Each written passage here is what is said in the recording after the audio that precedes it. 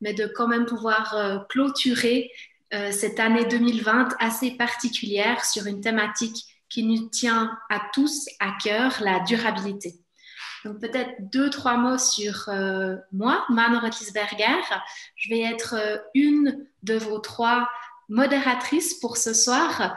Vous les avez peut-être vues se connecter avant. J'ai le plaisir d'avoir Laetitia et Camille qui vont aussi m'accompagner tout au long de la soirée. Et bien entendu, on a aussi trois intervenants de qualité qu'on remercie beaucoup de nous avoir rejoints ce soir et d'avoir accepté de participer à cette table ronde.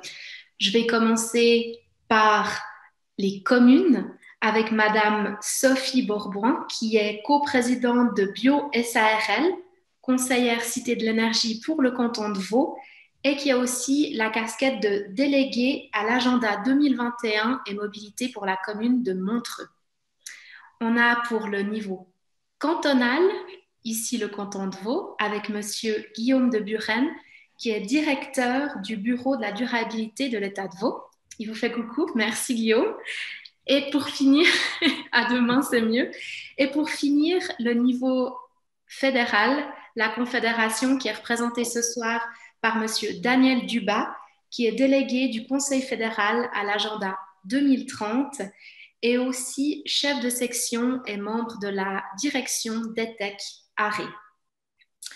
Voilà, donc avant de passer la parole aux experts, je vais peut-être revenir sur le but de la discussion de ce soir. Comme je l'ai dit, c'était une volonté des membres du comité de pouvoir clôturer l'année sur une thématique qui ne traite pas de la pandémie, mais qui traite bien de la durabilité, de ces fameux 17 ODD, Objectifs de développement durable, qui forment la clé de voûte de l'agenda 2030. Ils doivent bien sûr être atteints par tous les pays, tous les États membres de l'ONU, ce qui veut aussi dire que la Suisse est appelée à mettre en œuvre ces 17 objectifs. Tous les niveaux sont concernés, que ce soit le niveau communal, le niveau cantonal ou encore la confédération. Il y a divers objectifs. Le numéro 4, par exemple, qui traite d'une éducation de qualité, l'eau propre, c'est le numéro 6, ou encore la vie terrestre, c'est le nom que porte l'objectif numéro 15. Alors, nous avons demandé à nos intervenants de se focaliser sur une thématique qui touche de très très près les trois niveaux de l'État, commune, canton, confédération, et donc de se focaliser un peu plus sur l'objectif numéro 7, soit énergie propre à un coût abordable. Donc voilà, en quelques mots, le menu des discussions de ce soir. Il va y avoir deux parties. On va donc débuter avec une table ronde. Et, non, justement pas. Ça, c'est la deuxième partie. Donc, on va débuter avec les présentations de nos trois intervenants. Et puis après, on enchaînera sur cette fameuse table ronde. Maintenant, je m'adresse à tous ceux qui nous ont rejoints.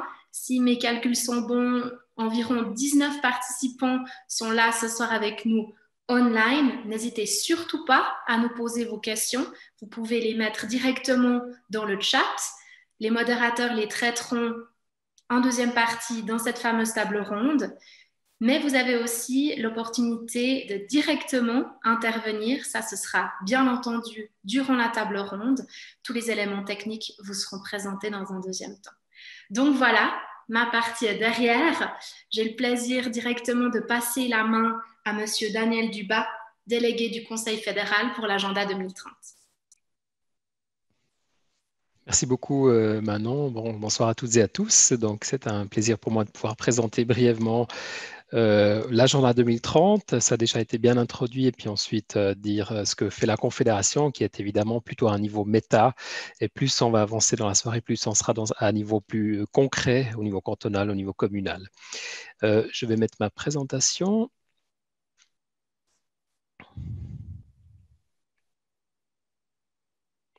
Parfait. Très bien. Donc, les 17 objectifs de développement durable ont déjà été brièvement présentés. C'est donc un agenda qui a été décidé collectivement par les 193 États membres des Nations Unies en 2015 et qui sont donc entrés en vigueur le 1er janvier 2016. Pour la Suisse, c'était Madame Simonetta Sommaruga, qui était déjà présidente de la Confédération en 2015, qui a signé l'agenda 2030 au nom de la Suisse. Et sachez aussi que justement, ça a quand même une certaine importance. C'est un agenda, un agenda qui n'est pas contraignant du point de vue du droit international public. C'est un agenda facultatif, donc l'engagement, il est plus politique. Et c'est aussi le Conseil fédéral qui porte la responsabilité, puisque nous n'avons pas de mandat parlementaire, ni de validation parlementaire ou de processus de ratification que le Parlement fédéral aurait fait de ces objectifs. Ce sont des objectifs qui sont très ambitieux, qui sont donc à atteindre collectivement par la communauté mondiale, tous les États du monde, avec aussi les acteurs privés, jusqu'en 2030, sachant aussi que les objectifs entre eux sont parfois contradictoires. Ça c'est vraiment intéressant. C'est un cadre de référence ambitieux, mais avec des contradictions inhérentes, non seulement entre les objectifs, entre les 17, mais aussi au niveau des sous-objectifs, ce qu'on appelle les targets ou les cibles. Il y en a 169 en fait. Et il y a quand même toute une série de défis vraiment mondiaux, une grande ambition. Et chaque État, chaque collectivité publique et aussi les acteurs privés doivent contribuer à mettre en œuvre cet agenda. Mais où est-ce qu'on en est aujourd'hui au niveau mondial? Nous avons donc eu un rapport très intéressant qui a été présenté à l'Assemblée générale des Nations Unies en septembre passé lors du sommet sur les ODD et qui s'appelle le Global Sustainable Development Report, qui a été donc rédigé par une quinzaine d'éminents scientifiques sous aussi la coprésidence de Peter Messerli, que je connais bien, de l'Université de Berne, et qui a fait le constat relativement simple et inquiétant, c'est que 5 ans après la décision sur l'agenda 2030, en fait, au niveau mondial, nous sommes encore très très loin d'atteindre les objectifs. Vous voyez ici les résultats à droite, c'est-à-dire donc les 17, enfin il y en a 16 objectifs de développement durable parce que le 17e, c'est vraiment les moyens de mise en œuvre. Nous voyons qu'il y a eu un certain nombre de progrès, notamment dans le domaine de la santé et de l'éducation, qui sont ici en vert, en tout cas certaines des cibles. Nous avons toute une série de domaines où nous voyons que nous ne sommes pas encore sur la bonne voie pour arriver à mettre en œuvre et à atteindre les objectifs d'ici 2030, soit parce que tout simplement la vitesse ne joue pas. Et nous voyons aussi, et puis ça c'est peut-être le plus inquiétant, que dans toute une série de domaines, notamment ce qui concerne la famine dans le monde, qui augmente, les inégalités de revenus qui augmentent aussi dans le monde plutôt que de baisser, et tous les objectifs qui sont soit liés à la consommation, à la production, par rapport à notre style de vie, sachant aussi que 3/4 de notre impact environnemental, en fait, a lieu à l'étranger à travers les produits et les services que nous consommons et qui sont produits à l'étranger. Donc, nous avons quand même toute une série de grands défis et notamment aussi tout ce qui concerne évidemment le climat, la biodiversité, les océans. Ce sont des objectifs où non seulement nous ne sommes pas en train d'avancer assez vite, mais en fait, nous reculons par rapport aux objectifs tels que fixés jusqu'en 2030. La Confédération dispose d'un outil principal qui est la stratégie pour le développement durable du Conseil fédéral, une stratégie qui existe depuis 1997, donc 5 ans après la fameuse conférence de Rio de Janeiro. La Confédération avait mis en place sa première stratégie. C'était toujours des stratégies sur quelques années. Ces dernières fois, c'était toujours pour une législature. Et là, le Conseil fédéral a donc décidé que non seulement il voulait une stratégie sur 10 ans, donc qui évidemment, se base entièrement sur l'agenda 2030 et qui sera valable jusqu'en 2030, mais aussi qui focalise sur un certain nombre de domaines où la Suisse, en politique intérieure et extérieure, a le plus de nécessité d'agir et le plus de nécessité de coordonner aussi entre les différents secteurs. Et ça, c'est quand même très important, raison pour laquelle il a fixé 3 domaines prioritaire, je crois que c'est ça le terme en français officiel. Donc, consommation et production, vraiment comme domaine où il faut agir. Nous retrouvons un peu les défis d'avant du GSDR, climat, énergie, biodiversité et aussi égalité des chances, sachant que la stratégie qui est donc actuellement en consultation publique, c'est la première fois qu'il y a une consultation publique sur une stratégie du Conseil fédéral pour le développement durable jusqu'au 18 février encore. Donc, nous avons à chaque fois des objectifs objectifs, c'est donc des traductions des cibles internationaux pour la Suisse, parce que typiquement, il y a un certain nombre de réalités sociales qui sont quand même différentes en Suisse. Si nous pensons à la pauvreté, évidemment, il n'y a pas de pauvreté absolue en Suisse, il y a une pauvreté relative, une certaine partie de la population qui vit en dessous du seuil de pauvreté tel que défini par la Suisse, mais en politique intérieure, en tout cas, c'est un objectif qui ne s'applique pas tel quel, et du coup, nous avons fait un exercice de traduction de ces cibles pour en faire des objectifs au niveau national. Il a également trois leviers ou trois moteurs, donc des acteurs qui ont une capacité pour influencer, pour accélérer en fait la mise en place de projets pour atteindre les objectifs fixés dans ces domaines prioritaires, que sont évidemment l'économie, les marchés financiers. Nous avons une industrie financière évidemment très, très importante en Suisse et nous savons que les investissements ont un impact énorme sur l'économie réelle et évidemment aussi la recherche, formation, innovation. Ça va de l'éducation au développement durable jusqu'à la politique de promotion de l'innovation avec ou pas des critères de développement durable.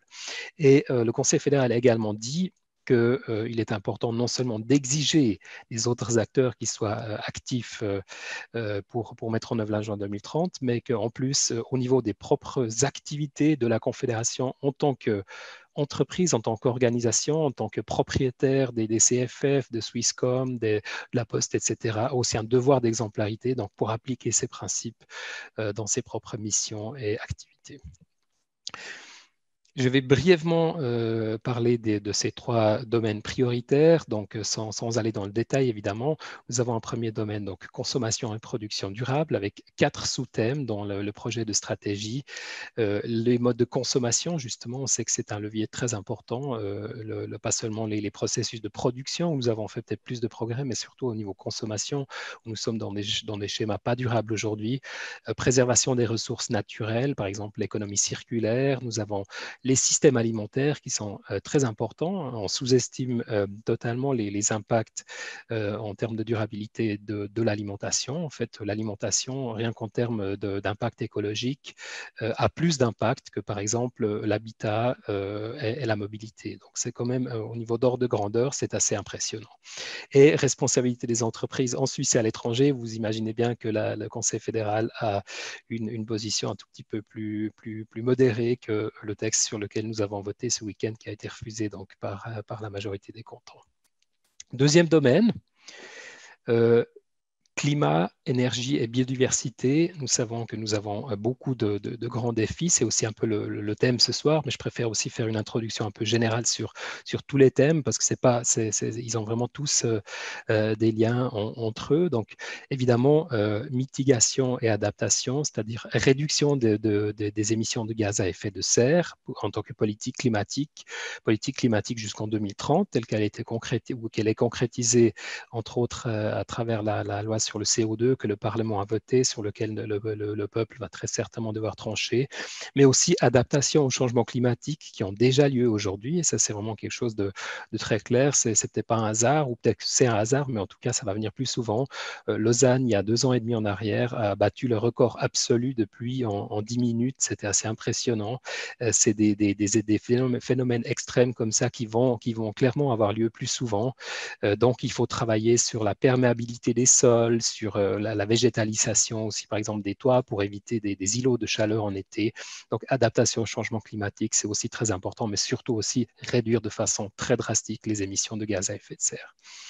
Ensuite, pour donc l'ODD 7 énergie, justement, ici, la stratégie pour le développement durable reprend principalement en fait ce qui a déjà été décidé dans le cadre de la stratégie énergétique 2050 qui se base donc sur 2 volets principalement, avec des incitations financières, avec des subventions, avec aussi un cadre légal, une régulation, donc qui vise à développer les énergies renouvelables, mais surtout aussi l'efficacité énergétique, donc que les appareils consomment moins, par exemple, pour le même rendement. Sachant aussi qu'un thème que nous essayons de pousser, qui est très important, à mon avis, dans le domaine énergétique, c'est vraiment le fait aussi de tout simplement utiliser moins d'énergie, ou alors carrément le concept de sobriété. En allemand, on appelle ça Suffizienz, qui est un peu plus parlant, je trouve, que sobriété, parce que finalement, on ne parle pas d'un style de vie où la qualité de vie diminuerait. Mais en tout cas, c'est quelque chose d'important qui est encore un peu un tabou politique, mais qu'il s'agit de concrétiser sur le terrain. Et dernier domaine, dernier sous-thème, donc ici, c'est vraiment les écosystèmes et la biodiversité. Nous savons que nous sommes vraiment nous avons un état critique aujourd'hui et il s'agit de renforcer très clairement la lutte pour préserver la biodiversité en Suisse et dans le monde. Dernier domaine, donc troisième domaine prioritaire, c'est l'égalité des chances, un thème plus social où aussi nos objectifs pour la Suisse pour jusqu'en 2030 sont un peu plus qualitatif, c'est plus difficile quand même de quantifier ça. Donc, si on réfléchit à l'égalité des chances en termes de développement durable, ce n'est pas, par exemple, l'aide sociale d'urgence qui est au premier plan, ça c'est le dernier filet social, mais ici c'est plutôt de créer les structures, de créer de faire en sorte que les gens soient résilients pour faire face à des chocs et qu'ils puissent avoir une autodétermination maximale. Euh, Cohésion sociale, c'est toute la lutte contre les discriminations, c'est les disparités régionales, c'est quand même un thème important en Suisse aussi. Et le thème, évidemment, qui a beaucoup aussi de, de, de force politique actuellement, et heureusement, sachant que, par exemple, la Confédération va développer une nouvelle stratégie pour l'égalité entre femmes et hommes, 2020-2030, et ben c'est la question de l'égalité entre femmes et hommes. Donc, avec toute une série de choses, notamment la conciliation entre vie familiale, professionnelle et privée, égalité salariale, mais aussi toutes les luttes contre les violences liées au genre. Donc voilà un peu pour les différents thèmes qui sont dans cette stratégie qui est donc actuellement en consultation publique. Je vais juste brièvement dire, parce que c'était parler en fait de mon rôle ou de mes rôles, puisque ça a été, c'est la question qu'on m'avait posée aussi, quelle est un peu ma fonction, enfin, qu'est-ce que je fais dans mon travail quotidien en tant que délégué du Conseil fédéral au développement durable et en tant que chef de la section développement durable. Donc, en tant que délégué, le Conseil fédéral a donc nommé deux personnes qui sont en fait les personnes qui sont un peu les chefs d'orchestre, si vous voulez, donc en alternance avec mon collègue Jacques Ducret qui est aux affaires étrangères, plus pour la politique étrangère, et moi qui suis donc au DETEC plutôt pour la politique intérieure, pour coordonner donc les travaux stratégiques des différents offices fédéraux qui se coordonnent pour mettre en œuvre un certain nombre de politiques. Il s'agit aussi de faire la promotion de l'agenda 2030 auprès de tous les différents acteurs sociétaux, que ce soit les cantons, les communes, les régions ou encore l'économie privée, la société civile et l'académie, et aussi le Parlement. Donc, typiquement, promotion de ça, il y a tout un aspect de communication qui est très important, sachant que vous toutes et tous qui êtes là ce soir, vous vous intéressez à ces thèmes, mais si on pose la question dans la rue, ben, qu'est-ce que c'est que les objectifs de développement durable, je ne pense pas que plus que 20% de la population serait capable de répondre en disant qu'ils connaissent l'agenda 2030 et les ODD. Et aussi, ce qui est très important, c'est aussi un rôle des délégués, donc de non seulement suivre l'évolution en termes de développement durable, mais aussi de faire un rapport annuel au Conseil fédéral, un rapport de délégués, donc qui n'a pas le filtre de la consultation des offices typiques et où on peut aussi faire des propositions au Conseil fédéral pour adapter telle ou telle politique ou tel mécanisme de coordination. Pour la section, puis ensuite je m'arrêterai. Donc, il y a un cycle politique, donc c'est le cycle de la législature qui est pour nous vraiment très important. Nous avons donc la responsabilité en tant que section développement durable au DETEC de définir la stratégie et le plan d'action que nous avons vu, stratégie du Conseil fédéral pour le développement durable qui est sous ma responsabilité, avec à chaque fois des objectifs et des priorités pour la Suisse. Et ça a aussi un impact sur les cantons et sur les autres acteurs sociétaux qui ensuite fixent leurs priorités politiques en termes de développement durable sur la base de cette stratégie, qui est une stratégie du Conseil fédéral, mais il y a quand même aussi un effet indirect en termes de priorisation de certaines choses. Mise en œuvre, donc une de nos tâches principales, c'est justement de soutenir les acteurs, les cantons, les communes et d'autres acteurs dans leurs efforts, de faire des échanges d'expériences, on a un programme d'encouragement financier aussi pour cofinancer un certain nombre de projets, donc vraiment faciliter, soutenir la mise en œuvre à tous les niveaux. Le monitoring et l'évaluation, c'est très important. Donc, nous avons tout un système d'indicateurs au niveau fédéral et aussi entre les cantons et les villes, donc que nous coordonnons aussi, le fameux cercle indicateur, pour mesurer, enfin, à travers un certain nombre d'indicateurs, où nous allons dans le bon sens ou pas, justement, ce qui permet aussi, en tant que savoir, de prendre des décisions en conséquence. Et finalement, le rapport, donc tous les 4 ans, la Suisse fait un rapport aux Nations Unies. Ça, c'est sous la responsabilité du DFA. La dernière fois, c'était une compétence mixte DTEC, DFAE. Donc 2018, Madame Leuthard a présenté le rapport de la Suisse aux Nations Unies avec aussi une présentation de représentants de la société civile. Et le prochain rapport est prévu en 2022 pour ensuite, sur la base de ces conséquences ou de ces conclusions, de ces résultats, redévelopper un nouveau plan d'action qui essaie de pallier aux choses où il y a le plus de nécessité encore d'agir. Donc, coordination vraiment entre les différents niveaux, mobilisation de tous les acteurs et surtout aussi communication, ce sont un peu mes activités principales. Voilà, ici vous trouvez le lien vers la consultation publique, donc celles et ceux qui auraient envie de lire cette stratégie qui est plus courte que la dernière, donc je vous rassure, ça fait moins de 40 pages. Personnellement, je trouve que c'est plutôt intéressant, mais évidemment, je suis un peu obligé de dire ça. Donc, vous trouvez cette consultation publique ici, et si vous avez envie de répondre en tant qu'organisation, idéalement, mais même en tant que citoyen ou habitant intéressé par la thématique, vous pouvez rédiger une prise de position qui sera ensuite publiée de façon transparente et on regardera ce qu'il faudra adopter dans cette stratégie que le Conseil fédéral donc, va en principe valider dans sa version définitive l'été prochain.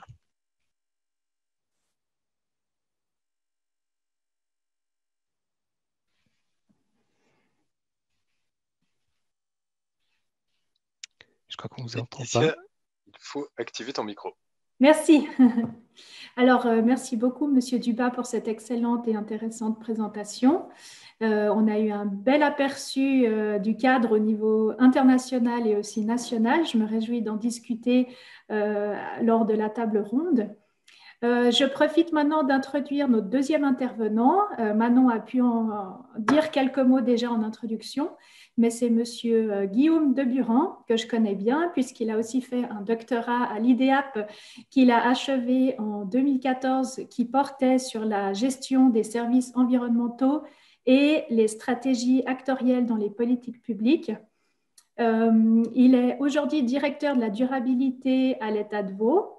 Et avant ça, il a pu travailler pour le PFZ et la Fondation Sanu Durabilitas à Vienne. Alors, je cède la parole sans plus tarder à Monsieur Deburan. Merci Laetitia. Merci de m'accueillir. Merci à tous d'être là. En préparant cette présentation, je me disais, mais l'IDEAP, en fait, ça fait combien de temps? Et puis, j'ai passé dans le giron de l'IDEAP de 2004 à 2018. Ça fait que 2 ans que j'ai véritablement coupé les ponts. Donc, ça fait un bout de route plus ou moins proche de l'IDEAP, alors que ça soit...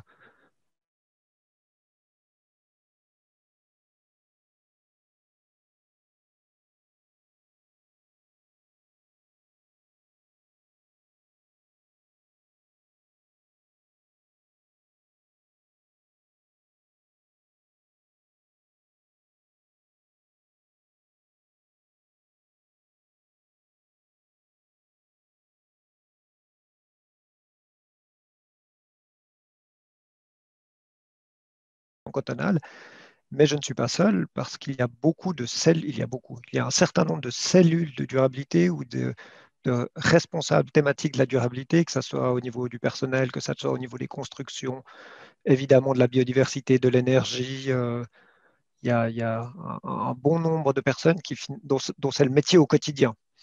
Donc, ce soir, je n'ai pas prévu de faire une présentation de l'agenda 2030 cantonal qui est bientôt, qui est à bout touchant, parce qu'on m'a demandé justement de parler au concret de mes activités. Ça veut dire quoi travailler dans la durabilité à l'État de Vaud? Alors, j'ai prévu de partir des 3 missions principales qu'a ce bureau de la durabilité. Alors, la toute première, c'est la coordination des démarches interdépartementales. c'est cette fameuse transversalité dont on parle beaucoup, mais qui est finalement assez difficile à décrire au concret, parce que c'est un travail d'alignement, c'est un travail de création de consensus, d'arbitrage parfois, euh, dans un but de faire progresser les choses. Parce que le constat du travail en silo, il peut se faire dans de très nombreuses grandes structures, pas seulement publiques, mais malheureusement, c'est aussi une réalité. Puis des fois, il y a besoin de créer des ponts, il y a besoin d'aligner des positions, simplement pour que les choses deviennent possibles, pour sortir du business as usual dans notre petite niche. Voilà, donc on a un travail pour ça. Concrètement, je me repose beaucoup sur un groupe qui s'appelle le Comité interdépartemental pour le développement durable que je pilote. C'est 7 personnes qui sont représentants des 7 départements et qui sont quotidiennement au contact de le chef de département. Donc c'est un moyen d'action assez fort pour créer ce consensus avant le Conseil d'État, donc avant le gouvernement. Toujours dans cette logique de coordination interdépartementale, on a aussi une mission qui est liée à la culture de l'administration publique, liée à une volonté du Conseil d'État de créer une culture de la durabilité.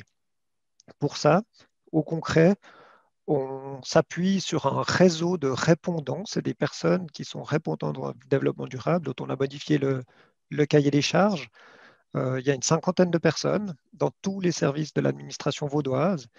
Et ce réseau, il a notamment accès à un incubateur à projets pour porter des bonnes idées, des projets qui remontent dans les services avec comme but d'ajouter de la maturité à ces projets, aussi peut-être de lutter contre certains doublons, d'obtenir les ressources, les soutiens nécessaires. Donc voilà, ça c'est pour cette mission de coordination interdépartementale.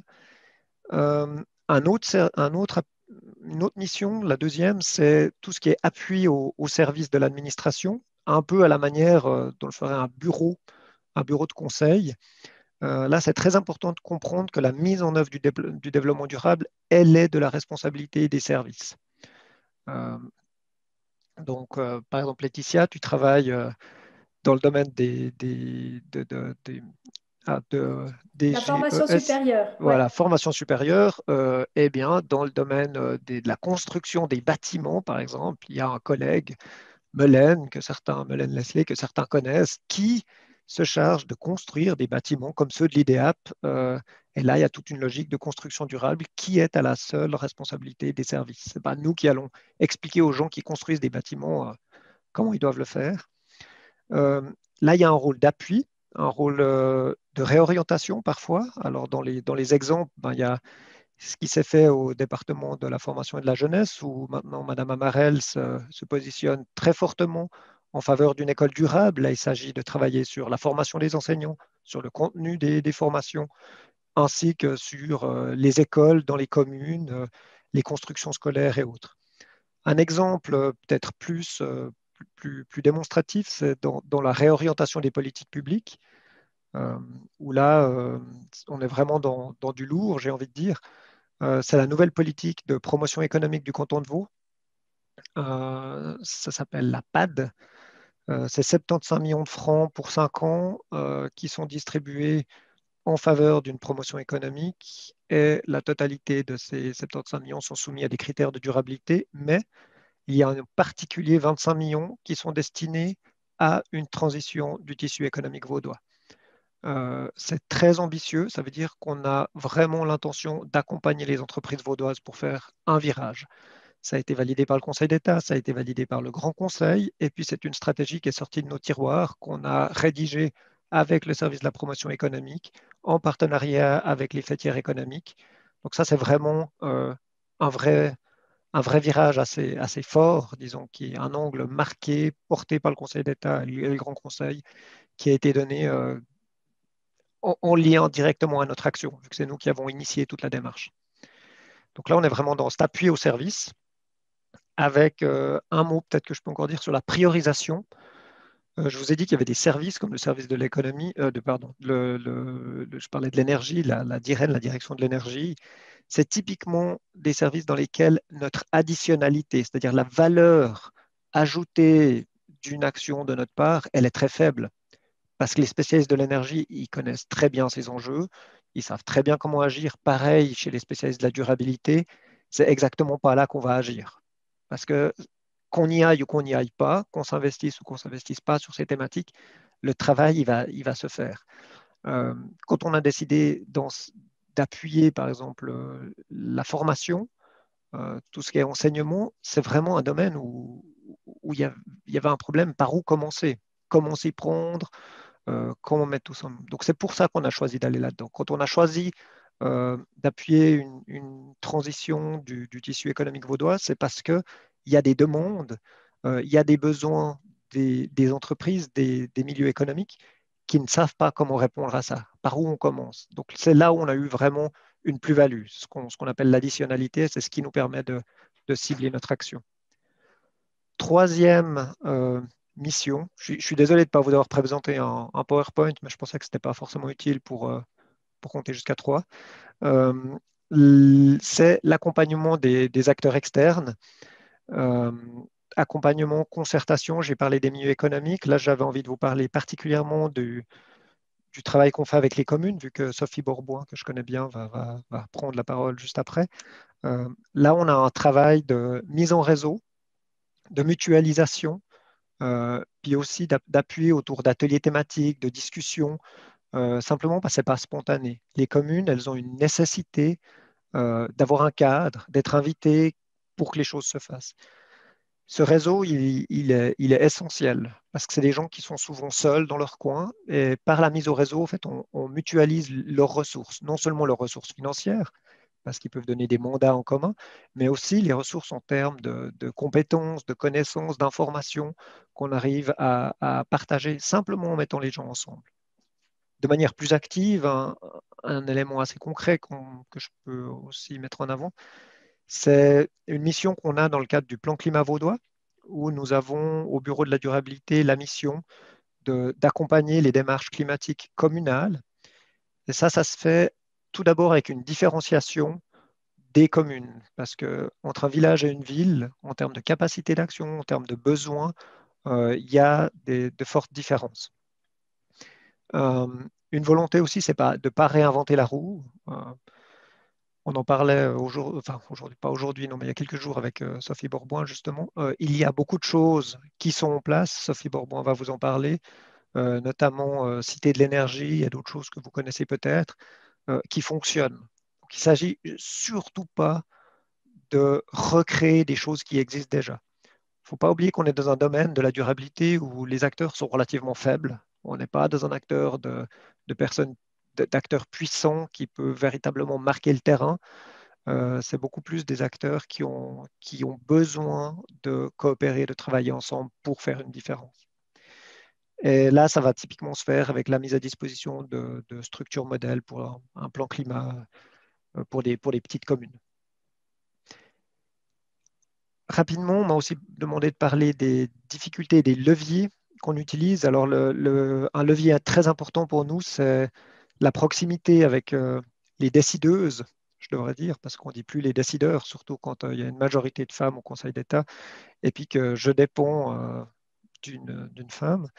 Nous sommes très proches de la politique. Demain matin à 7h45, je suis avec ma ministre. Je la vois 2 fois par semaine au minimum. On est très proche de leurs attentes, de ces questions. Ça veut dire que c'est un positionnement qui n'est absolument pas technocratique. La vision du spécialiste en développement durable qui compte des kilowatts, elle est très très loin de ce que je fais. On est beaucoup plus dans des questions d'arbitrage, de négociation, de positionnement. Voilà. Ce positionnement au cœur des jeux, ben, c'est aussi une difficulté parce que c'est un peu comme de conduire un petit voilier. Il y a des écueils, la coque est fragile et puis les vents tournent. Donc on est en permanence dans un jeu d'équilibre, dans un jeu de repositionnement. Voilà. Le levier, ben, en fait, c'est un levier qui vient de l'IDEAP directement parce que c'est une gestion active de nos ressources d'action. Ce qui s'enseigne, je ne sais pas si ça s'appelle encore comme ça, mais avant ça s'appelait l'unité politique, analyse et politique publique, je ne me souviens plus très bien. Mais là, on est vraiment dans la mise en œuvre très concrète de ce qui s'enseigne à l'IDEAP, où on est tout le temps dans ces échanges, dans cette gestion des ressources d'action. Et je pense que c'est ce qui nous définit le mieux comme un acteur reconnu, comme un acteur stratégique, plus que comme un acteur technique. Voilà ce que je pouvais vous dire sur mon activité en essayant de donner quelques éléments concrets. Merci beaucoup Guillaume pour ta présentation très intéressante. On a eu cette fois un aperçu du fonctionnement au niveau cantonal très concret et là aussi on se réjouit de pouvoir en discuter en table ronde. Je profite maintenant d'introduire notre troisième et dernière intervenante qui est Madame Borboin, qui a plusieurs casquettes en fait, comme a pu le dire Manon aussi, qui est co-directrice de Bioéco, qui est responsable de projets dans le domaine des politiques énergétiques et climatiques, de la durabilité et de la communication, qui est conseillère Cité de l'énergie dans le canton de Vaud, qui est responsable de projet pour Suisse Énergie pour les communes et enfin délégué Agenda 21 et mobilité pour la commune de Montreux. Donc on se réjouit de l'écouter maintenant. Merci. Alors, bonsoir à tous, merci de m'accueillir ce soir. Donc, effectivement, ma mission ce soir, ça va être de descendre tout ça au niveau communal. Je vais juste partager mon écran. Alors, comme ça, vous le voyez bien? Parfait. Alors, effectivement, je suis là avec de nombreuses casquettes ce soir. Et puis, du coup, je ne vais pas pouvoir aller dans le détail de toutes les tâches et de toutes les facettes. Donc, c'est vrai que dans le cadre du bureau Bioéco pour lequel je travaille, on accompagne les villes et les communes dans leur politique de durabilité, mais aussi de politique énergétique et leur politique climatique. Je travaille aussi pour le programme Suisse Énergie pour les communes qui a l'objectif d'accompagner les communes dans leur politique énergétique et puis qui est également lié avec le label Cité de l'énergie qui distingue les communes qui ont mis une politique énergétique qui ont mis en place une politique énergétique exemplaire. Et puis dans ce cadre-là, je suis conseillère Cité de l'énergie et j'accompagne les communes dans leur labellisation Cité de l'énergie. Alors là, je ne vais pas mettre le focus sur cet axe-là, mais je vais plutôt me concentrer sur mon rôle dans la commune de Montreux. Donc, à Montreux, j'ai le rôle de déléguée Agenda 21 et mobilité. Donc, je ne suis pas engagée par la commune de Montreux, mais c'est un mandat externe. Donc, c'est déjà un petit peu particulier parce que c'est vrai que de nombreuses communes ont directement engagé un délégué ou une déléguée à la durabilité. Mais à Montreux, c'était encore un peu tôt pour créer un poste. Donc, cette solution a été trouvée de faire un système externe. Et puis, du coup, je travaille pour la commune à l'équivalent d'un 30%. Et puis, dans ce cadre-là, mes axes de travail principaux qui ont été définis en fonction des besoins de la commune sont justement des axes de mobilité, de consommation responsable, de mise en valeur et de communication sur le développement durable, des questions de nature en ville. Et une grande partie aussi de mes tâches est d'avoir une collaboration avec le délégué à l'énergie, qui lui est engagé fixe par la commune de Montreux et depuis de nombreuses années. Et puis, c'est vrai que pour tout ce qui est action plutôt de communication, d'action pour les acteurs du territoire de la commune, on se présente plutôt comme une cellule énergie et durabilité et on ne distingue pas forcément de qui est l'émetteur de la communication. Enfin, on se met vraiment ensemble pour mettre en place des actions. Alors, peut-être ce qu'il faut aussi dire, c'est que pour moi, c'est très intéressant cette expérience d'être à la fois externe à la commune, d'avoir ce rôle de consultant selon selon les cas, et puis d'avoir aussi l'expérience de travailler en interne dans une commune. Et puis, je vois aussi les avantages que les différentes positions peuvent avoir pour faire avancer des projets. Avantages, voire désavantages d'ailleurs. Donc, en particulier, dans le détail à Montreux, comment ces objectifs de développement durable sont implantés. Alors, historiquement, il y a une politique énergétique qui est forte, qui est en place depuis, je pense, une trentaine d'années. C'est une des premières communes à avoir obtenu le label Cité de l'énergie. Il y a une gestion des bâtiments qui est en place depuis longtemps et puis qui fonctionne bien. Et puis, la politique la politique de durabilité, elle a été mise en place il y a une dizaine d'années avec l'élaboration d'abord avec d'abord un engagement de la municipalité sur différents thèmes du développement durable, et puis l'élaboration d'un programme d'action, et puis ensuite, justement, mon engagement pour coordonner et suivre la mise en œuvre de ces actions. Donc, on n'a actuellement pas d'agenda 2030. On est en train de faire un bilan de ce qui est en place, à la fois en termes de structure, mais aussi en termes de projets, en termes d'outils. Et l'objectif, c'est que ce bilan débouche sur, sur l'expression du besoin de recaler, de faire un nouveau programme Agenda 2030 cette fois, et puis de le caler avec les ODD. Mais ça ne veut pas dire que si on n'a pas encore identifié les différentes actions qu'on mène par rapport aux objectifs de développement durable, ça ne veut pas dire qu'on n'en a pas et que les actions qu'on mène ne sont pas calées par rapport à ces différents objectifs de développement durable. Au moment où on a commencé, où les différents documents de ces ODD sont sortis, j'ai passé en revue le programme de législature de la municipalité de Montreux, et puis j'ai essayé d'à chaque fois mettre un objectif sur chacun des projets qui figuraient dans ce programme de législature.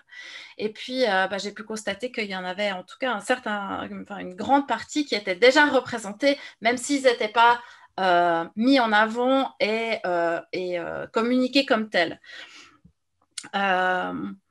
Après, la difficulté qu'on a, c'est que, c'est vrai, là, je vous dis que je travaille main dans la main avec le délégué à l'énergie. On est dans le même service. Et c'est vrai que la difficulté, qui était d'ailleurs un des objectifs de ce programme Agenda 21, c'était aussi de pouvoir donner les outils aux autres services pour mettre en valeur les projets qu'ils menaient, et puis pouvoir dire, ce projet-là, c'est un projet de durabilité et je peux le montrer comme tel. Et puis, on s'est un peu heurté à la difficulté que les gens avaient peur ou avaient des freins, parce qu'on avait l'impression que s'ils mettaient le stempel Agenda 21 sur leur projet, il allait devenir celui de la déléguée Agenda 21, et puis qu'ils n'en porteraient plus la paternité, on va dire. Alors que ce n'était pas du tout notre objectif, et puis qu'on voulait que l'objectif, c'était plutôt que ces différentes actions du programme Agenda 21 puissent être repris et puis communiquées comme telles pour montrer que la commune de Montreux, dans son ensemble, menait une politique de développement durable. Donc, ça, c'est encore quelque chose qui va être à développer. Mais peut-être je vous donne un exemple. Par exemple, il y a une laiterie qui a été reconvertie en maison culturelle, en lieu de rencontre. Ils organisent aussi des marchés du terroir tous les samedis. Et puis, ça a été très largement communiqué, même dans les médias. Mais malheureusement, il n'y a jamais eu à un moment donné où on disait, voilà, ça c'est une belle action menée dans le cadre de l'engagement sur la voie du développement durable par la commune. Et puis, on aurait pu faire des liens. Donc ça restera un enjeu encore dans les choses à développer.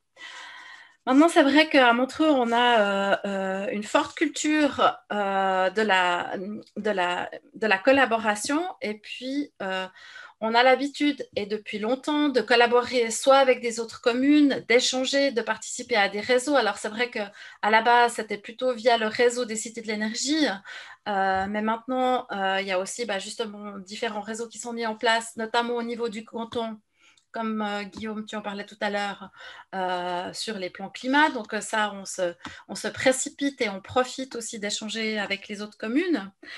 On profite aussi de participer à de nombreux projets pilotes qui peuvent être mis, par exemple, en place par les offices fédéraux.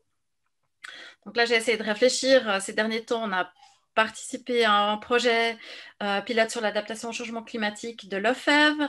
On a participé à un projet soutenu par l'Office fédéral de l'énergie. Je crois qu'on a aussi eu un projet soutenu par l'ARE. Donc, dès qu'on peut, on essaye de profiter des moyens et des outils qui sont mis en place pour les communes, et puis de participer. Puis après, voilà, on participe aussi du coup dans le cadre des programmes de Cité de l'énergie.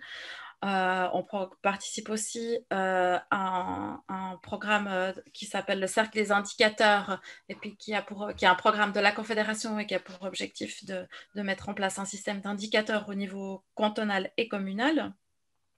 Et puis, le fait de participer à ces différents réseaux, programmes, projets, ça nous permet aussi de nombreux échanges avec d'autres communes, et puis de profiter aussi de l'expérience des autres, des expériences des autres. Après, c'est vrai que finalement, on se rend aussi parfois compte, qu'on se dit souvent avec mon collègue délégué à l'énergie, qu'on a des moyens, on a des projets, mais qu'il faut qu'on fasse attention parce qu'on est finalement une petite équipe. Et puis, on n'arrive pas toujours à suivre après les différents projets. Puis, c'est vrai que de temps en temps, on doit se dire, ben non, là, on va dire non, on nous propose de participer à ce projet, mais on ne peut pas parce que ça va faire un peu trop. Et puis, au niveau de l'implémentation des ODD, donc je vous disais tout à l'heure qu'on ne les avait pas encore totalement mis en place, mais que c'était un projet. Et puis, dans ce cadre-là, on a un outil très précieux qui a été développé dans le cadre de groupes de travail qui ont été mis en place dans le cadre d'un réseau qui s'appelle Coordinateur 21, auquel participe aussi le canton. Et puis, ce groupe de travail a élaboré un guide pour la mise en œuvre des ODD au niveau communal, qui retranscrit aussi ces ODD à l'échelle communale. Et puis, ça va être un outil très précieux pour planifier comment on va utiliser ces ODD, comment on va les mettre en œuvre, quels sont les champs d'action, les compétences communales qui correspondent à ces objectifs. Donc, là, on aura aussi c'est pas encore fait, mais je vois ça comme une très bonne opportunité pour inscrire encore plus la durabilité au cœur des pratiques communales. Et puis, je vois aussi ces objectifs de développement durable comme un fort outil de communication, parce que c'est vrai que ces petits pictogrammes qui peuvent se rattacher assez concrètement à des choses quotidiennes sont aussi beaucoup plus simples que de communiquer que je suis déléguée à l'agenda 21. C'est pas très concret, les gens savent pas tellement ce que c'est, et puis finalement, à un moment donné, on a commencé à se dire qu'il fallait qu'on explique, qu'on définisse, puis finalement, on s'est dit non, mais il faut qu'on prenne un peu de recul, et puis qu'on soit concret, et puis ces ODD vont bien nous aider à le faire. Alors, pour moi, ensuite, les enjeux au niveau de la durabilité, au niveau communal, c'est effectivement, comme Guillaume le disait, ce qui a été aussi diagnostiqué par le canton, c'est d'intégrer ces questions du changement climatique dans les politiques communales, et en particulier l'adaptation. Et puis là, l'enjeu, il est aussi de pouvoir mettre en place une collaboration transversale au niveau communal, au niveau des services, mais peut-être même aussi d'autres acteurs du territoire. Et puis là, ça va être important d'utiliser l'expérience qu'on avait de ces programmes Agenda 21 qui ont peut-être été des fois définis justement un peu dans un secteur, dans le giron des acteurs plutôt des services qui traitait de l'environnement et puis de profiter à la fois de l'agenda 2030, à la fois de ces plans climat pour définir la planification et puis les actions à mener avec un plus large panel d'acteurs pour qu'ensuite, ils soient directement porteurs de ces projets. Donc voilà, pour moi, l'autre enjeu, c'est justement d'arriver à mettre en place cette transversalité. Et puis, le dernier enjeu, je dirais que c'est aussi d'arriver à intégrer la population, de les intégrer pour co-construire, pour travailler avec nous dans ces questions-là. Après, alors, c'est vrai qu'on a essayé de mettre, on met pas mal de choses en place. C'est vrai que là, cette année, dans une année de pandémie, où on ne peut pas se regrouper, où on ne peut pas mettre les gens ensemble pour discuter, pour faire les choses concrètement, où on doit passer plutôt par du virtuel, ben, c'est vrai que ça, c'est un peu difficile. On a pas mal d'événements, de regroupements, d'actions qui sont tombées à l'eau pour ces questions-là. Donc, du coup, on a aussi dû essayer de trouver des moyens de faire autrement. Alors du coup, là, par exemple, on a décidé d'envoyer des sachets de graines à toute la population, au tout ménage, pour travailler sur les questions de biodiversité, parce que ben, voilà, il fallait remplacer un peu des actions où il y avait plutôt des rencontres, plutôt que voilà, on a dû trouver d'autres moyens. On m'a aussi demandé de dire un petit peu mon ressenti par rapport à ces questions-là et à ces enjeux. Alors, c'est vrai que ça a un côté assez grisant parce qu'on a l'impression de travailler aussi à un niveau de des questions qui sont d'actualité, qui touchent la Terre entière. Il y a ces grèves pour le climat, on parle beaucoup. Mais c'est vrai qu'il y a des jours où on lit plein de choses, on lit plein d'informations, puis on se dit non mais c'est pas possible, on va jamais y arriver, c'est trop. On va pas, ce qu'on fait c'est des gouttes d'eau, et puis on va pas réussir à faire, et surtout on va pas réussir à faire les choses assez vite. Puis du coup c'est vrai que il y a des jours où on se retrouve un peu au bureau, puis on se dit non mais de toute façon ça sert à quoi de faire ça parce que de toute façon c'est trop tard. Et puis bah voilà, il y a d'autres jours où on a confiance en la capacité des humains à porter ça, à arriver à faire les choses assez vite, à s'impliquer. Et puis, à ce moment-là, bah, tout d'un coup, on se sent motivé et puis on se sent aussi fier de participer à ça. Puis pour terminer, bah, en termes de perspective, bah, c'est vrai que je pense que le niveau communal pour agir au niveau de la mise en œuvre de la durabilité, c'est un échelon important et sur lequel on sent qu'on a des leviers d'action. C'est un relais aussi pour impliquer tous les acteurs du territoire, que ce soit les entreprises, les habitants, les associations. Et puis on essaye de travailler autant que possible avec eux. C'est aussi un réel enjeu d'arriver à les impliquer et puis de convaincre aussi le niveau politique que c'est important de les impliquer et puis d'arriver à trouver comment les impliquer sans qu'au niveau politique on se sente démis d'une fonction décisionnelle. Donc toutes ces questions-là sont importantes. Et puis, pour terminer, quand j'entends Daniel qui présente les domaines prioritaires d'action de la stratégie suisse pour le développement durable, c'est vrai qu'on voit que ce soit autant pour agir au niveau des pratiques de consommation, pour agir au niveau du climat, de l'énergie, de la biodiversité, de l'égalité des chances, c'est vrai que le niveau communal, il y a de grands leviers d'action et puis il y a des compétences qui font qu'on peut vraiment agir à ce niveau. Voilà. J'arrive au bout de ce que j'avais l'intention de vous dire. Après, peut-être qu'on pourra aussi aller plus dans le détail pour certains points. Et il ne faut pas que j'oublie d'arrêter le partage. Merci beaucoup Sophie, merci beaucoup à tous et à toutes. C'est la partie où il fallait que je reprenne un peu le fil, paraît-il, mais je serai assisté de mes deux collègues comparses, Manon que vous avez vu en introduction et Laetitia qui est intervenue pour présenter les différents intervenants et puis évidemment nos intervenants. Et puis comme je le disais aussi avant que la conférence débute, j'ai quelques problèmes de connexion, ce qui fait que malheureusement j'ai pas pu activer ma vidéo, donc je vais éviter de trop parler, comme ça vous verrez pas trop ma photo. J'ai pris un petit peu les questions qui se sont posées sur le chat pendant toutes ces présentations. Alors, je vais peut-être commencer par une ou deux questions qui ont été posées, puis je laisserai ensuite Manon et Laetitia compléter, et puis évidemment les intervenants rebondir, répondre aux questions qui se poseront dans cette table ronde. On va prendre un petit moment pour pouvoir échanger à la suite de ces présentations. Il y a une question que je trouvais, enfin, toutes les questions étaient intéressantes. Il y en a une qui a suscité ma curiosité à moi aussi. C'est Jean-Patrick qui l'a posée, qui disait, et au niveau aux trois niveaux finalement, donc communal, cantonal et fédéral, est-ce qu'il y a des services qui sont particulièrement réceptifs ou à l'inverse, est-ce qu'il y a des services dans lesquels on est un peu persona non grata quand on vient avec des objectifs de développement durable? Peut-être commencer par ceux-là parce que c'est peut-être les plus marrants. Est-ce qu'il y a comme ça un service dans lequel vous savez que vous allez toujours avoir quelques difficultés à amener vos points? Est-ce que je peux commencer au niveau cantonal? Avec plaisir. Je vais donc pas répondre à cette question, mais je n'ai pas du tout l'intention d'être délateur ou de distribuer des fleurs.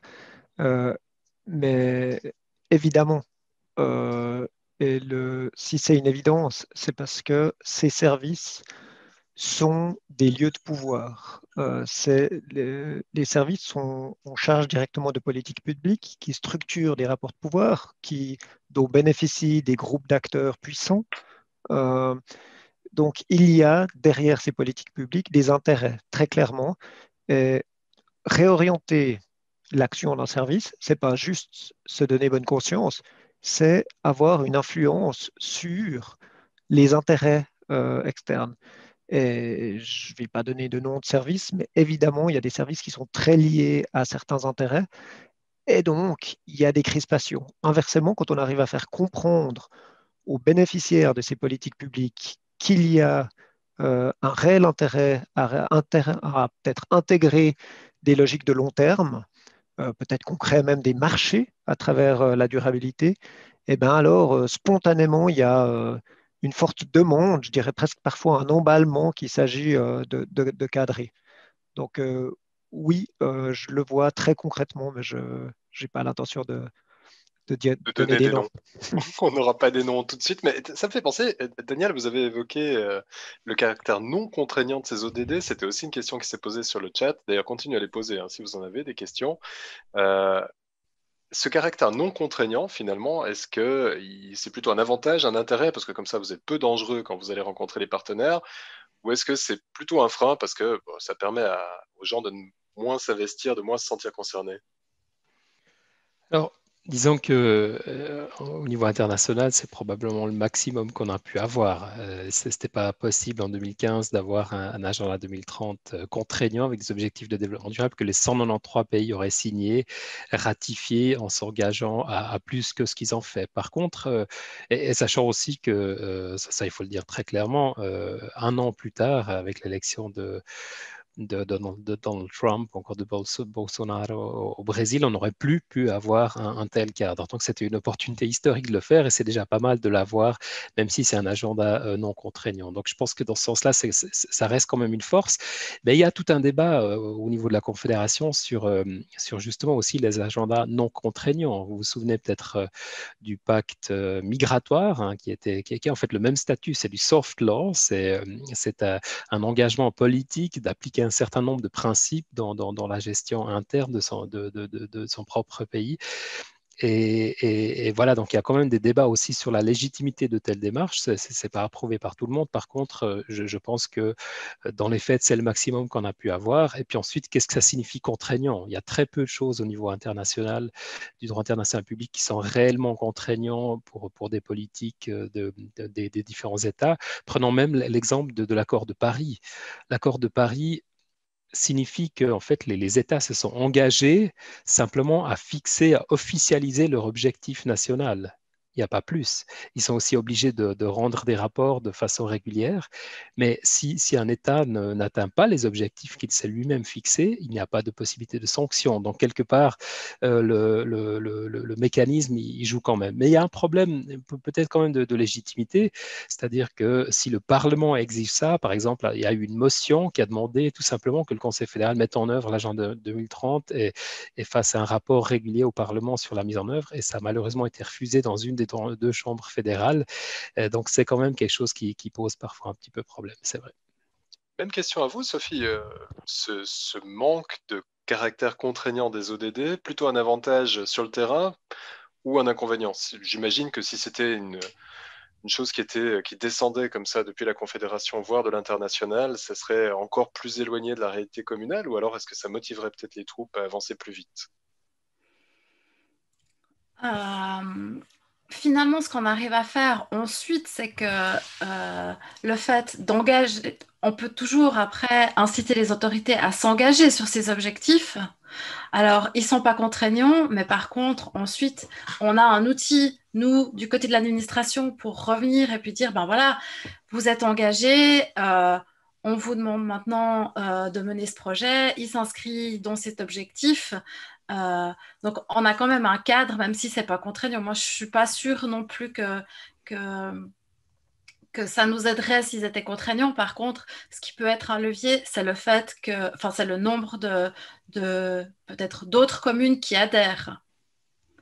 Ça, en général, ça fonctionne assez bien. Que ce soit justement, je pense, pour les ODD, quand on commence à voir que tous les voisins ont mis en place des choses, ça nous facilite le passage. Tout comme dans Cité de l'énergie aussi, souvent, c'est le fait aussi de voir qu'il y a déjà un grand nombre de communes qui utilisent ces systèmes-là, qui motivent aussi les villes et les communes à agir dans ce sens.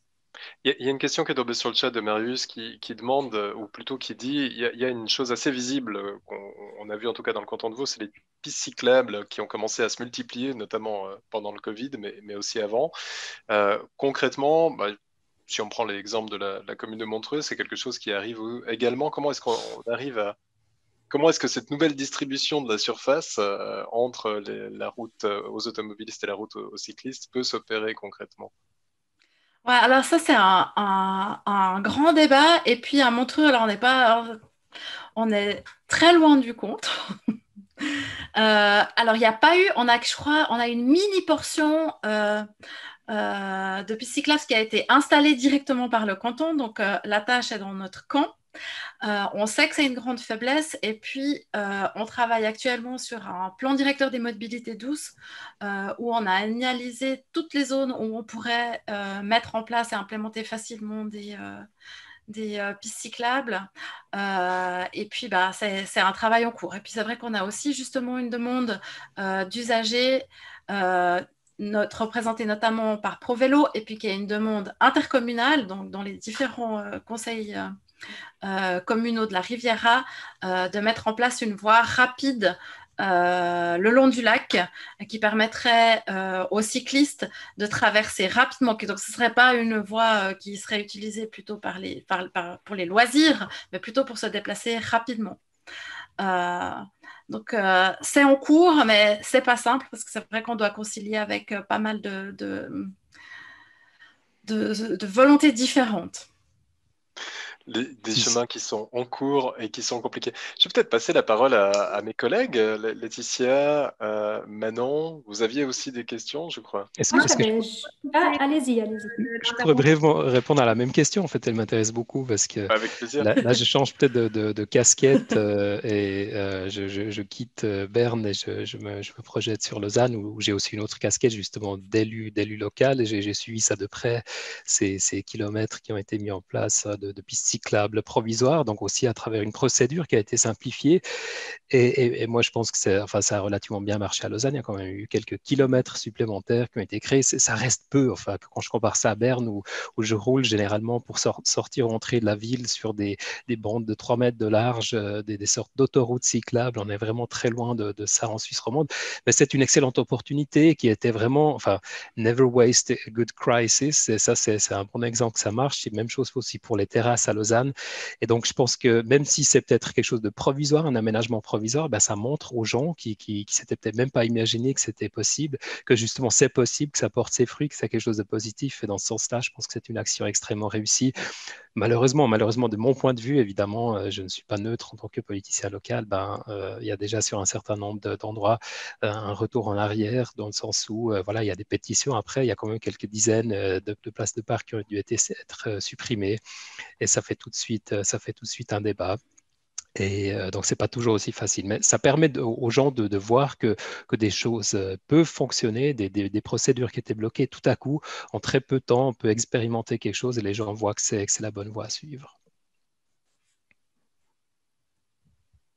J'avais une petite question aussi pour Monsieur Dubas. Laissez votre micro allumé. Vous parliez donc dans le cadre du monitoring mis en place au niveau de la Confédération. Que se passe-t-il concrètement si les cantons communes n'atteignent pas les objectifs fixés, puisque c'est non contraignant? Qu'est-ce qui se passe? Alors, le monitoring, le système de monitorage Monnaie 2030, donc c'est pour l'ensemble de la Suisse. Et donc, c'est un chiffre qui n'est pas différencié géographiquement. On peut pas mesurer pour une zone plutôt que pour une autre. Donc, après, un autre système d'indicateurs qui est celui justement du cercle indicateur que Sophie a aussi mentionné juste avant, qui permet en fait d'avoir un benchmarking entre soit les cantons, soit des villes qui participent à ce cercle indicateur, qui est aussi co-organisé par nous, et qui permet de dire où ils se situent par rapport à la moyenne ou par rapport voilà. Mais on ne peut pas dire qu'ils ont atteint ou pas atteint en fait un certain objectif. C'est simplement l'idée de se comparer, de pouvoir améliorer les politiques sans shaming and blaming. Si je peux juste ajouter un point, je crois, de compréhension utile concernant l'agenda 2030, et notamment pour rebondir sur cette question, Laetitia, ce qu'il faut comprendre, c'est que l'agenda 2030, c'est une résolution donc, de l'ONU qui a une valeur de soft law, donc il ne faut jamais sous-estimer le soft law. On crée de l'habitude, on crée une grande influence, ça c'est souvent vu dans l'histoire. Autour de l'agenda 2030, en plus, il y a énormément de communication, il y a beaucoup d'entreprises qui emboîtent le pas aux collectivités, donc il y a vraiment une sorte de bulle qui est bienvenue, qui était nécessaire, elle est arrivée au bon moment, comme l'a dit Daniel, donc voilà. Maintenant, dans le contenu de ce texte, il a 17 têtes de chapitre, mais ces 17 ODD, c'est de la com. Enfin, il n'y a rien de concret, on ne peut pas les mettre en œuvre. Ce qu'on peut mettre en œuvre, alors là, c'est très clair, hein, quand on lit le texte, c'est ces 169 cibles. C'est là où il y a aucune équivoque. Enfin, on peut aller pas. Mais par contre, ce qu'on voit, c'est que ces cibles, elles ont été définies au niveau international. C'est un résultat d'une négociation, très large d'ailleurs. Donc, c'est un consensus. Par exemple, sur la culture, eh bien, les objectifs, ils ont été tracés. Donc, il n'y en a pas, ou il y en a un, je crois. Euh, Rien n'empêche d'en rajouter. Pourquoi? Parce qu'au paragraphe 55, je crois de tête, il est très clairement expliqué que cet agenda 2030 doit être transposé dans le contexte local pour faire sens. En tant que tel, quand je le lis, ce qui a été prévu pour l'Afghanistan, l'Azerbaïdjan n'est pas toujours pertinent pour la Suisse, ou alors un pays côtier. Je vois, il y a protéger le littoral océanique mondial. Quand on est dans le canton de Vaud, on ne sait pas très bien comment s'y prendre. Ou alors appuyer les négociations internationales pour le commerce dans le cadre de l'accord de Doha. Quand on est dans le canton de Vaud, on est un peu mal pris. Ça veut dire qu'on doit réinterpréter cette transposition, c'est donner du sens localement à l'agenda 2030. La Confédération le fait à son niveau, les cantons le font à leur niveau, et puis les communes le font aussi à leur niveau. Et même si c'est du soft law, ce travail, ce processus, il vaut peut-être, parfois, je me dis en tout cas, il vaut peut-être plus que le papier, il vaut peut-être plus que le document final. Parce que le fait d'impliquer les acteurs des services pour donner un sens, c'est tellement large. On est obligé de parler avec tous les services, c'est un travail énorme, mais on crée une dynamique dans un courant collectif qui a ça a vraiment un effet d'entraînement. C'est ce qu'on observe nous au niveau du canton et ce qu'on voit aussi ailleurs. Et je pense que ça, c'est vraiment fondamental pour comprendre que les objectifs ne peuvent pas être atteints autrement que ceux qu'on se fixe soi-même. Voilà. Parfait, merci beaucoup. Peut-être que je vais réagir à une des questions qui a été mise dans le chat et aussi par rapport à ce qu'on vient d'aborder par rapport aux pistes cyclables. Comme Daniel, moi j'ai une deuxième casquette en fait. Je suis aussi active au sein de l'Association des communes suisses. Au sein de cette association, je traite plus particulièrement des questions de l'environnement, d'aménagement du territoire, de l'énergie. Donc c'est des choses qui ne sont pas très éloignées de mon quotidien.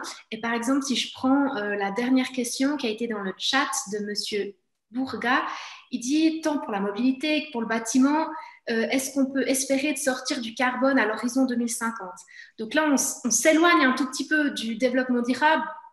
Pas vraiment, vous me direz, tout est transversal. Et puis, on va plutôt voilà, dans la loi CO2 qui fait actuellement l'objet d'un référendum, qui fixe tous ces éléments-là.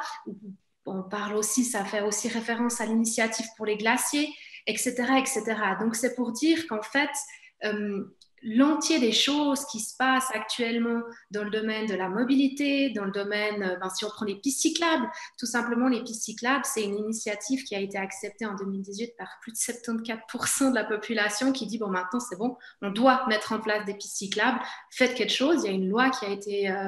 qui est en cours, qui est dans la consultation terminée. Donc, normalement, bientôt, tout le monde, on dit tout le monde, c'est les communes pour les routes communales, les cantons pour les routes cantonales, voire même la Confédération pour quelques pistes cyclables rapides, voilà, des terminologies très spécifiques, ça sera une obligation. Donc, au fait, il y a déjà beaucoup de choses qui se passent, mais c'est dans un arsenal de lois, si on veut bien. Donc ça, c'est pour revenir aux 2-3 questions qui ont été posées pour la mobilité, pour le carbone, pour les voies cyclables. Maintenant, moi, je vais poser une question de fédéralisme, si on veut bien, parce qu'on est quand même dans une conférence de l'AD-IDEAP. Comment se passe la collaboration? Est-ce que les cantons s'organisent, collaborent, se coordonnent? C'est le cas pour beaucoup de domaines. On a par exemple la conférence des directeurs de l'aménagement du territoire, de l'économie, de la santé, on en entend beaucoup parler ces temps, etc., qui sont vraiment des conférences spécialisées ou thématiques qui ont pour but de mettre les cantons ensemble pour voir comment ensemble on peut mieux et plus vite, si on veut bien, avancer dans ce genre d'action. Est-ce qu'au niveau de la durabilité, ce ne serait pas une clé d'action qui, pour l'instant, manque, une meilleure coordination, un meilleur regroupement, notamment au niveau de la Berne fédérale? Guillaume, tu veux répondre ou je commence Je te posais la même question. D'accord, alors je vais... Ah, ok. Vas-y. Je vais commencer, puis ensuite tu pourras compléter. Donc, c'est effectivement un constat qu'on a fait aussi il y a quelques années, que la Confédération, notamment l'AREE, mon office, avait toute une série d'activités pour soutenir les cantons, mais aussi les villes, les communes, mais c'était un peu dispersé. Enfin voilà, on soutenait par-ci, par-là, sachant aussi que, par exemple, en Suisse romande, les démarches institutionnalisées, Agenda 21, labellisé aussi Agenda 21, Agenda 2030, c'est beaucoup plus courant. Il y a beaucoup plus de démarches formalisées qu'en Suisse allemande, et ça ne veut pas forcément dire qu'en Suisse allemande, il y a moins de politique publique, de développement durable, si on regarde les résultats, l'outcome. Mais en tout cas, on a fait ce constat aussi qu'il manquait pour nous, en tant que confédération, un interlocuteur peut-être un peu plus fort. Et du coup, nous, ce qu'on a mis en place, en fait, c'est donc, on a vraiment mis en place des démarches pour que soit créé ce qu'on appelle aujourd'hui le RCDD, le réseau cantonal ou intercantonal de développement durable, en fait, où tous les cantons ont délégué leur responsable de développement durable, ça peut être un délégué cantonal, ça peut être un chef d'une unité cantonale ou chef d'un service cantonal. Et tous ces cantons donc, se réunissent régulièrement. Il y a eu la séance plénière il y a 2 semaines, mais ça reste un réseau, ça reste une association, un réseau informel, mais pour nous, c'est un interlocuteur important. Et notre espoir, mais encore une fois, là, c'est vraiment les cantons qui doivent savoir comment ils veulent se mettre ensemble, s'ils veulent faire face à sous une forme plus institutionnalisée ou encore ou pas. Nous, ce qu'on s'imaginait initialement, c'est effectivement que les cantons se mettent ensemble en tant que conférence intercantonale qui pourrait être, par exemple, rattachée à la DTAP ou ailleurs. Mais encore une fois, là, c'est les cantons qui doivent décider. Nous, en tant que confédération, on est tout à fait heureux si on a un interlocuteur fort, c'est-à-dire les cantons qui se mettent ensemble, qui ont des revendications vers la confédération. Et ça facilite aussi la collaboration, la coordination, finalement, interfédérale. Alors, je peux que paraphraser Daniel. Il y a une très bonne coordination au niveau roman. Il y a une coordination naissante au niveau national avec ce RCDD. On salue tout ça, on y participe. C'est des coordinations techniques. Je crois que ta question, Manon, elle était au niveau politique, si j'ai bien compris. C'est-à-dire ces conférences, et puis c'est aussi ça quand Daniel parle de la DTAP, donc c'est la conférence des directeurs cantonaux de l'aménagement et de l'environnement. Euh, alors, moi, avec ma lecture de politologue, je suis exactement dans cette ligne qu'a décrite Daniel. Je pense qu'il serait très profitable à tous les cantons, en particulier les plus faibles, ceux qui n'ont pas la chance d'avoir les ressources que j'ai, euh, de bénéficier d'une coordination politique parce que les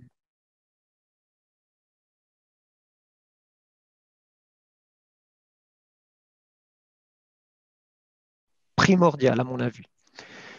Euh, Au niveau roman, je pousse très fort dans ce sens-là. Euh, Pas plus tard que vendredi prochain, j'interviens à la conférence romande de ces directeurs avec tous les ministres pour aller dans ce sens-là. Maintenant, il faut comprendre que le monde du développement durable est hostile à cette approche. Le monde du développement durable, c'est un monde beaucoup plus technocratique que la discussion qu'on a ce soir. On aime des petites choses qu'on peut mesurer et puis qu'on comprend bien, puis des fiches d'action et puis des choses comme ça. Et quand on commence à parler de ressources d'action, d'arbitrage politique, de positionnement, de conférences intercantonales, ça fait peur. Donc, je dirais que si Daniel, moi et toi, on partage cet avis, c'est un avis qui est minoritaire parmi les responsables cantonaux du développement durable. C'est ainsi. Et encore une fois, après, est-ce que DTAP, c'est déjà sectoriel aussi, hein, donc, nous, idéalement, juste pour dire, la première conférence intercantonale, enfin, on avait pensé à la CDC, hein, c'est-à-dire la conférence des chefs de gouvernement ou des présidents de gouvernement, vraiment, puisque c'est la seule instance qui est vraiment entièrement transversale sur les grandes questions fédérales entre les différents niveaux. Mais encore une fois, sans critiquer, je comprends très bien qu'il y a toute une série d'autres objets qui sont très importants. Mais quand j'ai eu l'entretien avec le secrétaire général, ben, j'ai vite compris qu'en tant que levier qu'il pourrait actionner, ce serait relativement difficile, raison pour laquelle la CDC a décidé, à tort ou à raison, de le redéléguer à une conférence sectorielle.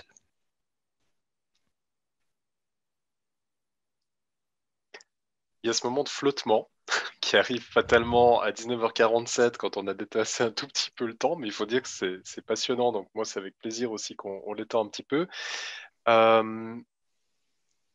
Mes collègues avaient eu l'opportunité de poser des questions. Je vois que dans les questions qui ont été posées dans le chat, on a aussi eu l'occasion de répondre à un certain nombre de questions. Je sais que la possibilité technique était donnée aux personnes qui souhaitaient poser une question par eux-mêmes avec leur vidéo pouvait se dérouler. C'est vrai qu'on a pris une construction un peu différente. J'aimerais du coup proposer à celles et ceux qui auraient encore des questions, parce que je vois qu'il y a aussi des participants qui quittent, de les poser dans le chat. Éventuellement, à nos intervenants, s'ils souhaitent ajouter quelque chose, de pouvoir le faire, ou à Laetitia et Manon, si vous avez encore une question en réserve, de prendre ce moment pour la poser.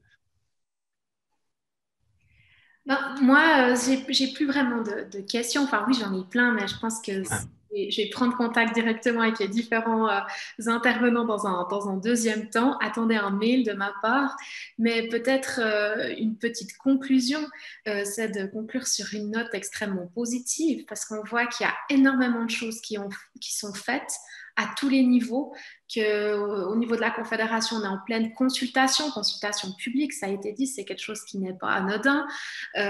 Sur cette stratégie au niveau des cantons, surtout des cantons romans. C'est bien aussi d'être les bons élèves des fois sur certains dossiers, c'est bien de les relever, font énormément de choses. Et puis, ben, bien sûr, le niveau qui aussi personnellement me touche tout particulièrement, le niveau des communes. Beaucoup de choses se fait, que ce soit dans la labellisation cité d'énergie, mais il y avait aussi en dernière image un jardin de permaculture collaboratif. Et c'est là aussi qu'on voit tout l'intérêt de ces objectifs de développement durable, c'est qu'ils permettent au-delà des thématiques qu'on a traitées comme l'énergie, la biodiversité, etc. Mais ils permettent aussi tout ce volet social, de pouvoir regrouper les gens pour leur permettre de vraiment mener des actions dans ce domaine. Et puis voilà, c'est une pierre trois coups, comme on dit. Si on a un jardin de permaculture, ça permet premièrement aux gens d'être sensibilisés à qu'est-ce qu'on peut faire pour consommer plus local, pour pouvoir avoir une utilisation des sols plus efficiente. Ça, c'est un problème que pratiquement toutes les communes connaissent. Comment utiliser les sols restants, comment sauvegarder les sols qui sont encore à disposition. Ça permet aussi aux gens de se réunir hors 2020 en espérant que première partie de 2021, mais bien sûr, ce sera quelque chose qui sera de nouveau possible pour pouvoir de nouveau créer ce lien social au centre d'un village, mais aussi toutes ces organisations de quartiers dans les plus grands centres urbains qui permettent vraiment de pouvoir avoir un échange sur cette thématique. Donc voilà, c'était aussi un peu le but de cette discussion, de dire, effectivement, il faut aussi être réaliste. Il y a énormément de choses qui sont encore à faire, mais c'est plutôt un bon signe parce qu'il y a énormément de choses qui sont faites, justement. Merci beaucoup, Manon. C'est sur cette note positive qu'on va se quitter sur ces interventions. J'aimerais profiter une fois encore, d'une part, alors de remercier nos intervenants, Sophie Bourboin, Guillaume de Buren et Daniel Dubas, pour la qualité de vos présentations. On les entend pas, mais les gens applaudissent.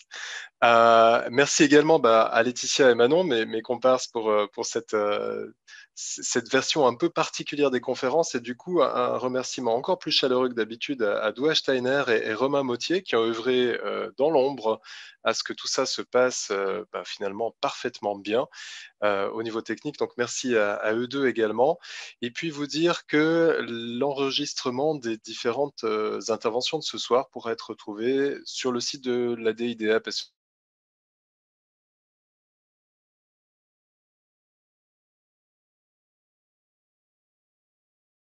aussi lentement que nécessaire selon la formule qui commence à être bien connue.